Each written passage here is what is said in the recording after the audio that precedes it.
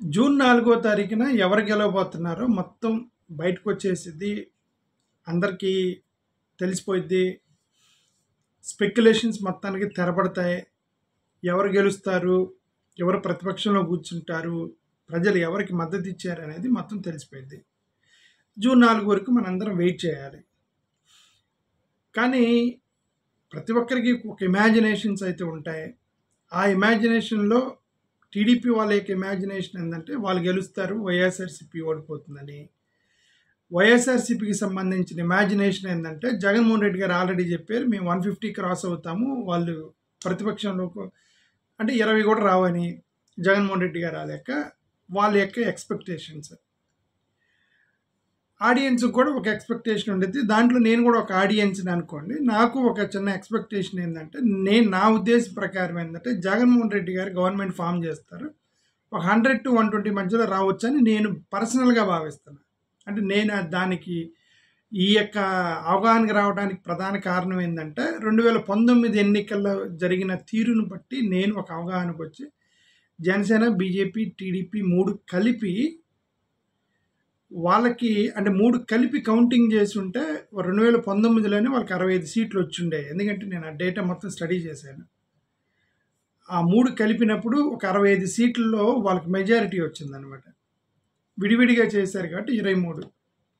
సరే ఇప్పుడు anti incumbency కొద్దిగా అటుపోయినా జగన్మోహన్ రెడ్డి గారు తీసుకున్న స్కీముల వల్ల కొంతమంది ఇటు వచ్చిన బ్యాలెన్స్ అయినా సరే వాళ్ళ ఓట్లు వాళ్ళకి పడతాయి. జగన్ గారి ఓట్లు జగన్‌కి పడతాయి.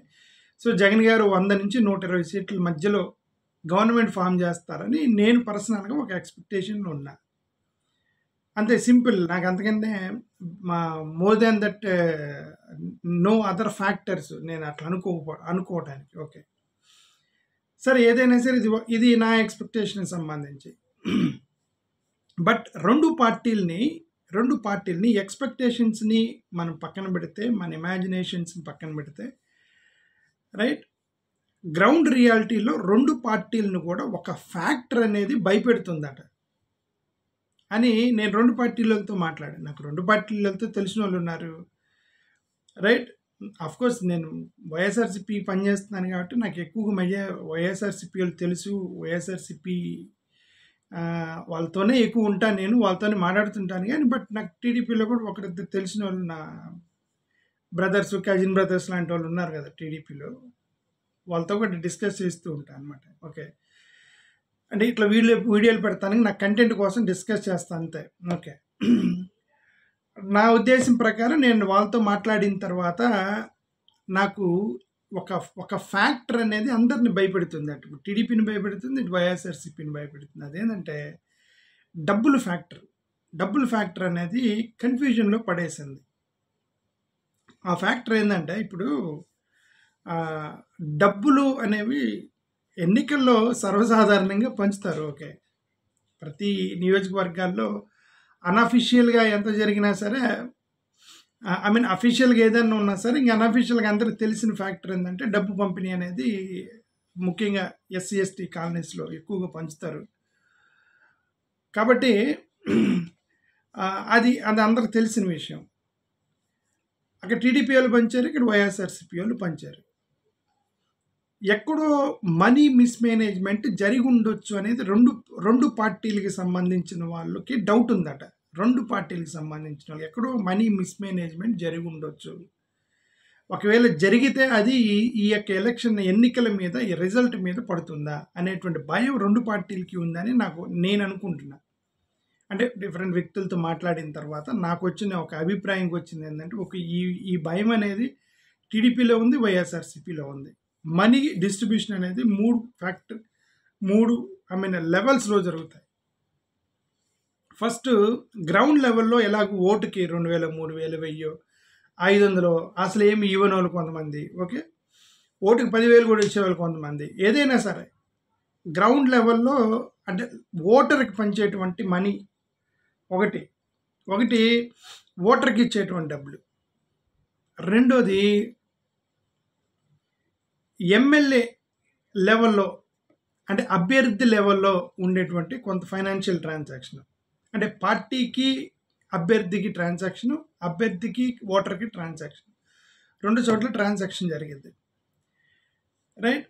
అంటే ఈ ఏ పార్టీ అయినా సరే భారతదేశంలో అన్ని పార్టీలు కూడా వాళ్ళు ఏం చేస్తారంటే టికెట్లు ఇచ్చేటప్పుడు కొద్దిగా పార్టీ ఫండ్ తీసుకుంటారు. పార్టీ ఫండ్ తీసుకొని డబ్బులు ఇవ్వలేనటువంటి అభ్యర్థికి, పేద అభ్యర్థికి ఎక్కడైనా ఒక నియోజకవర్గాల్లో ఉంటే తన ఖర్చుల కోసం పార్టీ పంపించింది అన్నమాట డబ్బులు.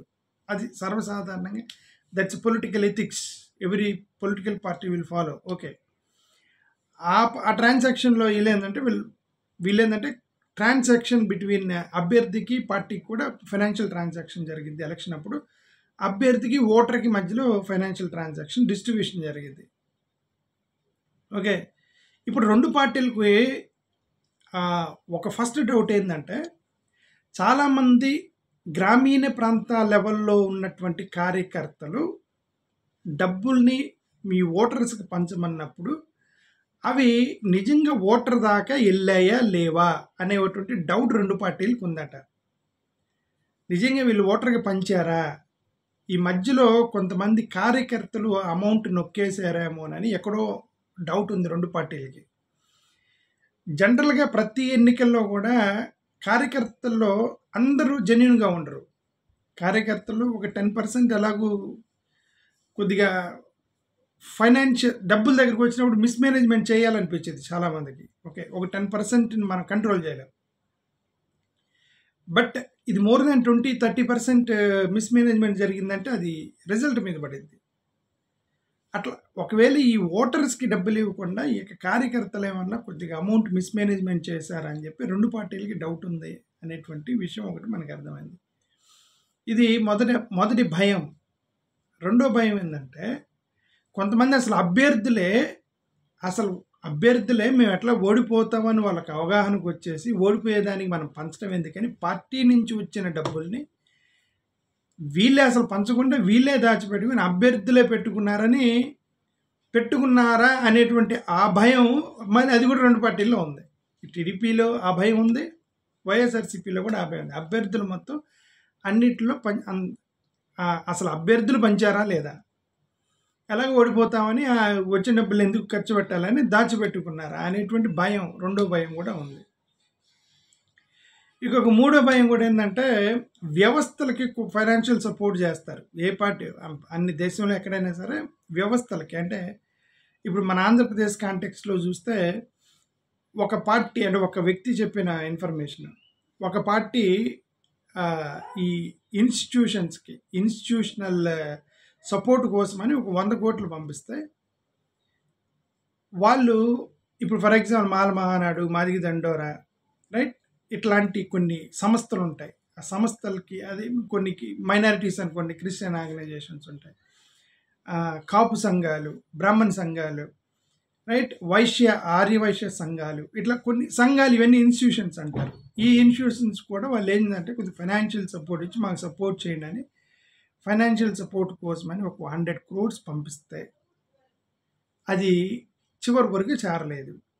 మరి వీళ్ళు సపోర్ట్ చేశారా లేదా అనేటువంటి భయం ఆ పార్టీలో ఉంది, రెండు పార్టీల్లో ఉంది. అంటే ఇప్పుడు రేపొద్దున రాబోయే రిజల్ట్లో ఈ ఫైనాన్షియల్ మేనేజ్మెంట్ అనేది పర్ఫెక్ట్గా జరిగినటువంటి పార్టీకి ఎడ్జ్ వచ్చింది. ఏ పార్టీకి అయితే పర్ఫెక్ట్గా ఫైనాన్షియల్ మేనేజ్మెంట్ చివరి వరకు జరిగిందో, పార్టీ కష్టపడి అందరి దగ్గర అభ్యర్థుల దగ్గర నుంచి పార్టీ ఫండ్ కలెక్ట్ చేసి ఎలాగైనా గెలవాలని చెప్పి క్షేత్రస్థాయికి ఆ అమౌంట్ని డిస్ట్రిబ్యూట్ చేసినప్పుడు ఆ అమౌంట్ పర్ఫెక్ట్గా అది కనుక డిస్ట్రిబ్యూషన్ కాలేదనుకోండి, అది వచ్చి ఎన్నికల యొక్క రిజల్ట్ మీద పడింది, రైట్. ఒక విషయం అయితే ఏంటంటే, ఇప్పుడు టీడీపీ అయినా సరే, జగన్మోహన్ రెడ్డి గారు అయినా సరే, చంద్రబాబు నాయుడు గారు అయినా సరే, సరే టీడీపీ విషయం నాకు తెలియదు, నేను జగన్మోహన్ రెడ్డి గారి విషయం చెప్తున్నాను.